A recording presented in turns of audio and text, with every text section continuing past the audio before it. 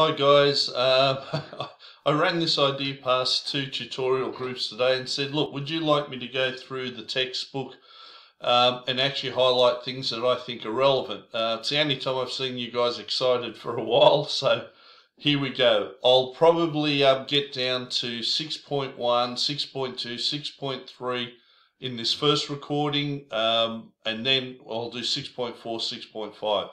The real big ones are definitely your target markets and positioning and segmentation. But this is just a matter of, I'll just quickly go through what I think is important. So we scroll down the page. The example of target just shows you that they're losing money because they're not providing value. They're not in a clear mind in people's mind, which go, oh yeah, I want to go there to get this. It's just a nice little case study. Now, look, let's quickly scroll through.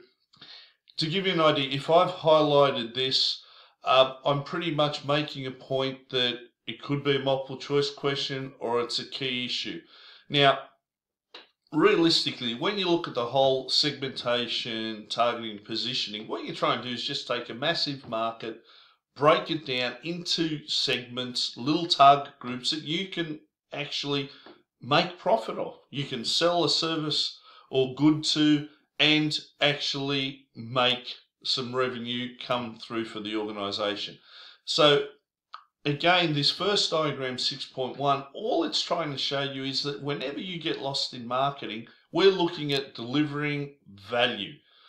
We try to understand our customer, create an offering that we think they'll buy, that is a value, we communicate the value, we deliver it, and we get feedback, and this is the constant thing that is the marketing business cycle, okay?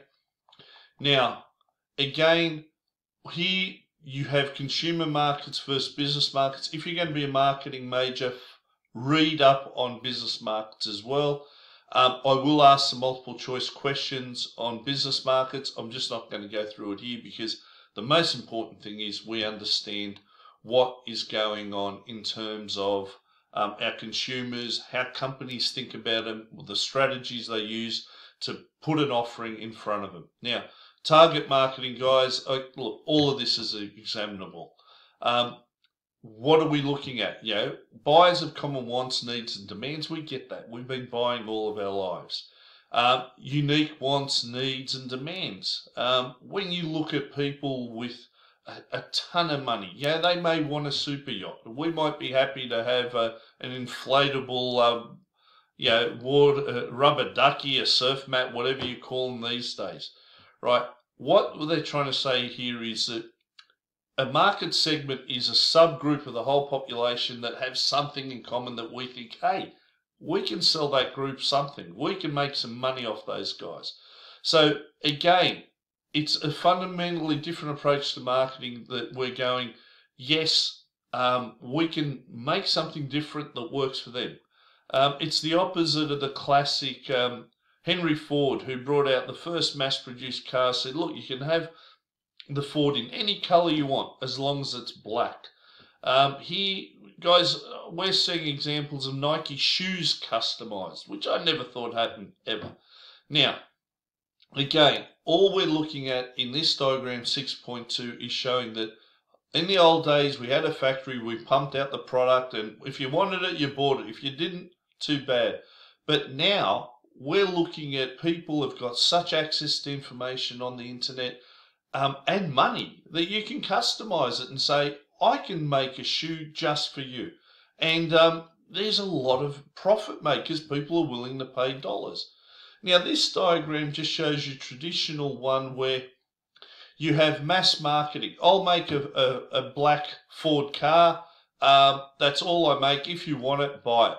That's it. It's like the first manufacturer of a television. If you want a TV, buy it. But then, as companies progressed, you had, we could say, older customers might want this kind of product. People with young families might, or young people might. You just look at the situation and you just change it and where you think there's opportunity. Now here, one-on-one is direct with online. You can customize the product, sell it directly to a segment. this is just explaining to you what could happen. Not particularly exciting. I'm not going to read through, guys, but again, in terms of multiple choice, learn your definitions. At the back of the book, at the end of it, you have a glossary, you have definitions, you have a summary. That's usually a good starting point for this lecture. One-to-one marketing, we get it. Now, differentiated targeting strategies means we're doing something different for different people. Nothing to get excited about. Now, these are nice definitions you need. Product specialization.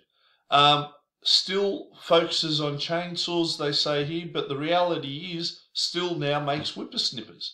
They've diversified. Market specialization. You might look at Elders is an Australian firm here. They have the example that just focuses on farmers. That's who we look after. We're going to make sure they're right. Or you have a micro business. You know, one product to one market segment. You know, I make the world's most expensive watches for the richest people on the planet. So again, guys, a lot of the above, you can just, if you sit there and say, okay, what are examples I could put around this, you'll understand it. Now, again, this is the part that gets exciting, right? The target marketing process. This diagram makes me very happy, and it is the heart of marketing. The bottom line is, you can't do this, you fail, right? It's that simple. This is our profession. You look at there and you say, here's the total population. We're looking for variables that we can break this up into. Then we go, okay, who's got the money? What do we do as an organisation that will actually allow us to make money? We're doing this. And then we pick one group and say, right, that's where all of our communications we're going to target. And we do this through positioning. What is the positioning? The positioning is how it sits in the consumer's mind. Now, I have on your Moodle site broken this down. There's a nice little video on positioning. There's also a great little 2-minute YouTube clip on this process. Have a look at it now to get a feel how it all fits together. It's not conceptually difficult, but you need to do this right, and understanding your customers is critical when you do this. I actually like this little case study. Gee, I wonder why in this day and age designing women's pens that are lady friendly might have upset a few people. Poor Bic got absolutely slammed. Now, again, guys, a couple of multiple choice practice questions for you to get on. Now, what we're doing is going back to market segmentation. And with market segmentation, guys, again, it's the same thing, right? We're just repeating it. We're breaking it down. We target, we position. Now, this is where it gets really interesting to me. This is where you're either a professional or you're not. And understanding what factors, it's like we go back to our consumer behavior chapter, what factors affect how people make decisions. And there are some things that just stand out. Here you have, on what basis can the total market be segmented? How do we break it down? Now, you've got, what are the characteristics? Age, gender for a start, male, female, all of our new classifications have come through, which as a traditional marketer makes it difficult because it is automatically male, female, right through every major textbook. So I'm not trying to be insensitive. I'm just telling you guys that these books have been written from a classic male-female perspective or other, and we're not here to offend anyone. Now, income, occupation, all of these things make a difference, right? Now, how do you split it up? And this is the biggest thing of all. There are 4 categories. Geographic, demographic, psychographic, behavioral. You don't know this, you're not a marketer. You don't know this. Just as a business person, and you're dealing with marketers, you're pretty much missing out on one of the key aspects of their learning. Geographic segmentation. Where? I remember once asking one of our lecturers, Venkat, I said, mate, in your hometown, what's the temperature like? What's the coldest it gets? He went, 26 degrees Celsius. I went, what? That's your coldest? Right. Yeah, not a lot of market need for hoodies or fleece line jumpers there. Now, your local population, are we talking Berkeley? Are we talking Farnborough Heights, Fig Tree? We do it by region. The Illawarra. Is it high in the mountains? Is it tablelands? Is it coastal? All of these things matter, especially in a country like Australia, which is a massive place. So again, what you want to look at is the fundamentals. How much does this affect the sales of your product? And then when we look at it, we've also got here an emerging trend of geodemographics. Now, I'm going to go through these next sections and then I'll stop the recording because we're up to the 10-minute mark now. And I don't want you literally going, oh yeah, I just didn't pay attention, because this is the absolute essence of marketing. Now, the generational stuff, guys, I hit you with it again.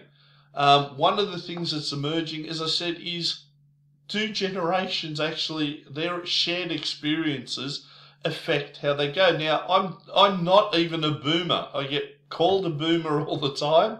I was born in 1965. That makes me a Gen X. How exciting. Now, what are they? They have been the most powerful generations. Wealthy, positions of power, politics, workplace. They have shaped the world, so we can blame them. Now, I like this Generation X as a self-indulgent slacker. I'm feeling awesome about now. People born between 65 and 80. In Australia, we had high unemployment, high inflation, high interest rates. Yeah, we've seen the shit hit the fan.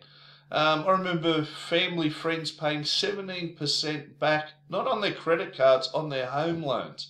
I lived through the 89 recession. I had 3 mates become heroin addicts. These were not good times. I came out with a master's degree in the middle of a recession where guys were taking graduate jobs who had 10 years experience. So they impact on the way we see things. You guys born here at what, your Nintendos, or earlier in the Nintendo generation, comfortable with technology, you guys are the digital natives. Social media, friends, video games, many people call you entitled. I would never say that. Look, in Australia we have ethnicity, guys. We're the most multicultural country on the planet. It is unreal.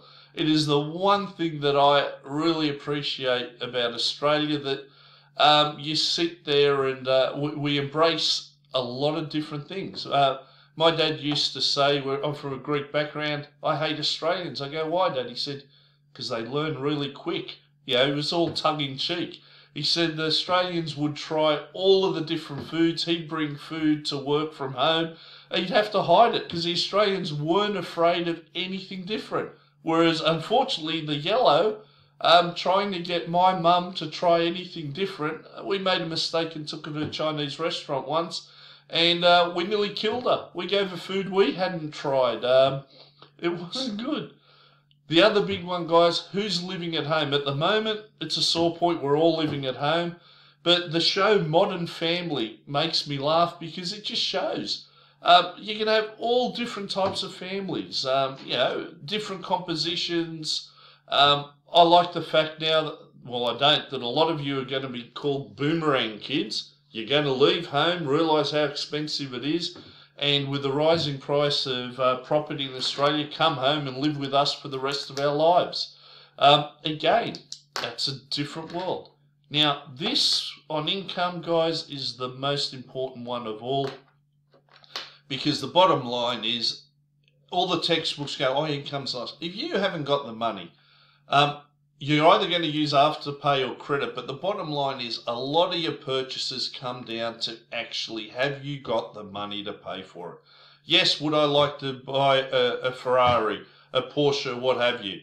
Apart from my wife killing me if I showed up with one, Absolutely not, because the income's not there. You have your insurance, your maintenance. These are all high costs.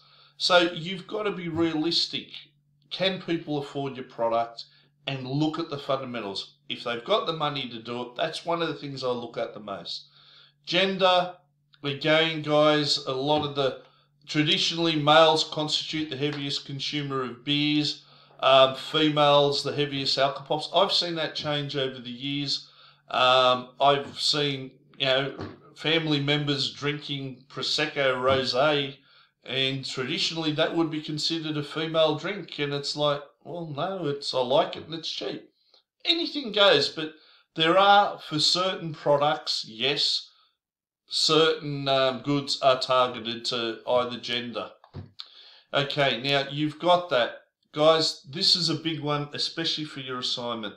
Your psychographics. When we're looking at tourists and why they go over, if you're looking at an eco-adventure, a tourism activity like being towed underwater in a submarine, what is it? Can we explain why they would do it, apart from having the money to afford it?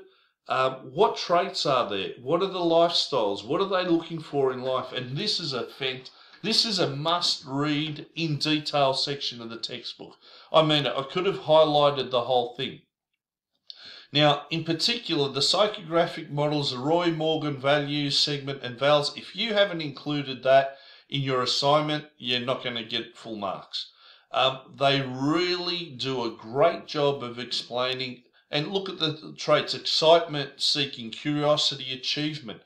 Are these things that are driving taking a family group or friends or loved ones on this kind of activity? Or is it that they reward themselves for hard work? Are these executives that work, especially American execs, get 2 weeks in a year as holidays, that they want to go hard? When you look at this model, it's a beauty. You've got life satisfaction, quality expectations, individualism. Do you want to show it? Do you want to put on your Instagram profile? Are you a traditional family member? I mean, that sums me up. My hero was Al Bundy from Married with Children. Family life, look after your kids, try to set them up. They're the values I have. Are you conservative? Do you like old and familiar? How many of you have friends who just don't do anything different and haven't realised there's coronavirus out there because they don't leave the house? New and different, a fairer deal, and you got price here, perceived. You can map most people on this, and this is just getting you to think of what do people actually think? Where do they fit on this? Right, so I like it, and this is another one, the consumer segments. Go onto the Roy Morgan site, click on it, and look at the definitions of innovators, the ideals, your achievers. What are we looking at here? Your strivers, believers. Are these explanatory psychographic characteristics that would explain why people get into a submarine or why they purchase anything? Where do you fit on this? How would you describe yourself or some of your family members? How do you say, all right, if I've got to put a label on them, and labels are what we use to group so we can target more effectively, where do they fit in? I mean, I like the grey nomads, and it came from these are the people in caravans that traditionally clog up the roads, who unfortunately, like the rest of us, aren't going to be doing much this Easter because it's just not good. So again, guys, it's a good one. Now, behavioural segmentation. Guys, this is just, it's up there. To me, with income, this is your most important thing. All right? It's on the actual purchase or consumption behaviours. In other words, not what people say, it's what they do. You can't get better than this. What do you want from expected benefits? I drink a Coke, I want to feel refreshed, alive, happy. I drink a VB after a hard day, thirst, I want to feel rewarded. I want to feel fulfilled, that all of the sweat off my brow was worth it because I get a VB. Or we go a single malt scotch. At the end of a hard day, you pour yourself a Chivas Regal Salute, a mere $260 a bottle, and you have that drink going. Oh, that's awesome. Brand loyalty. This is it. I will not buy anything again except Adidas. I'm wearing an Adidas shirt now. I bought Mizuno shirts because I didn't get Adidas shirts at the right price because I'm a dinosaur. I still ended up getting some Adidas shirts, but I'm extremely loyal. I was not going to buy new shirts. My wife's going, you need to buy new shirts. Loyalty. The classic definition was if you walk into a corner shop and you want a Coca-Cola and they sell Pepsi, you walk out of the shop without the Pepsi and you go to another shop that sells a Coke. Occasion, all of these things. Why? Price sensitivity, volume. Let's go through them quickly, but this absolutely gets me going because this is why people spend. They're actually showing you through the dollars. What breakfast cereal?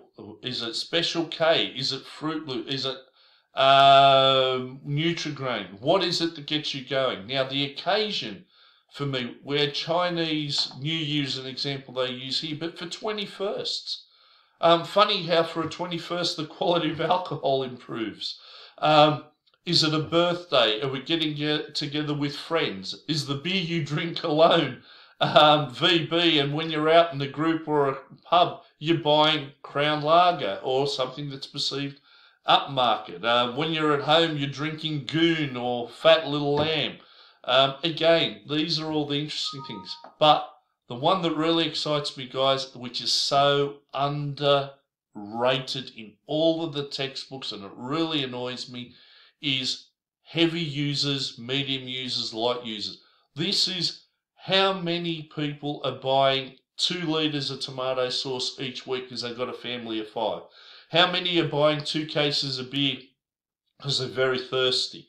When you look at the consumption of these guys, that's where your money comes from. Am I interested in a person who eats 1 pizza a year? I don't give a shit. Am I interested in someone that might eat pizza twice a month? Maybe. Am I interested in a family or uni students who are buying pizza twice a week? Right? You add up the dollar value of that repeat business. How many toilet rolls are they using? Well, clearly in Australia, a lot. So guys, this is very much what we're looking at. Show me the money. Now, I thought this 20% of buyers account for 80% of the profits, I thought was bullshit until everyone you speak to goes, yeah, that's actually true. The 80-20 rule is it, and that's why you want to look after, as a marketer, these heavy and medium users, no matter what. The market leaders usually have these as loyal customers. So you've got behavioural. Now, again, guys, look, in terms of segmenting, this is just a how-to course, and it could be a multiple choice question. Can you measure how effective? You've got to be able to measure how many people are out there. The substantiality. You've got to have this little thing. If they can't, there's no point targeting. We're uni students at the moment with Ferraris and what have you. We don't have that purchasing power. Give it 10 years when you're rich marketing executives. That's a different story. So again, this is what we're looking at. You want to profile your market segments, but this is very much to say we've broken it down. So have a look at this. You can give you a nice little idea here. I don't want to note, guys. This is one of the downsides of going live with this. Right, what are the demographic grounds? Can we break it up? Are they walkers, runners? Are they active? You can see that once we start putting these basic classifications, we're starting to get a good picture of our consumer. The classic thing I used to show years ago was a picture that's out of focus. Every time you add a variable to it, you're bringing the segments in until you finally get together and you go, oh, I can clearly see my consumer and I know what they do, what they think, what drives them and what they like. Now, I'm going to wrap that up now. and I'll start another section on market targeting.